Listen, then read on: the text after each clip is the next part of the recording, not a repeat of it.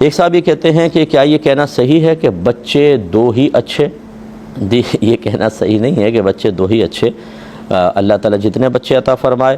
ہاں یہ ضرور ہے کہ ان میں توازن قائم رکھنا، کچھ فاصلہ رکھنا، کیونکہ عورت بھی ایک عورت ہے، وہ کوئی مشین نہیں ہے، بے جان چیز نہیں ہے۔ بچہ 9 مہینے تک پیٹ کے اندر رکھنا، پھر ڈیلیوری کے مسائل، پھر بچے کو خون جگر دودھ کی شکل میں پلانا، پھر جب کچھ بچے ہوں تو ماں ان کی پرورش کرتی ہے، ان کو رونا، چیخنا، چلانا، ان کی گندگیوں کو صاف کرنا، ان کے کپڑے بدلنا، ان کو نہلانا، یہ بہت بڑی چیز ہوتی ہے۔ تو اس میں یقیناً ایک توازن قائم رکھنا چاہیے، لیکن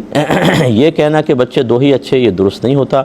یہ کوئی شرعی مطلب تقاضا نہیں ہے، کوئی شرعی اصول نہیں ہے، بلکہ رحمت کونین صلی اللہ علیہ وسلم تو ارشاد فرماتے ہیں کہ تم زیادہ بچے پیدا کرنے والی عورت سے نکاح کرو، اور ایک روایت میں فرمایا کہ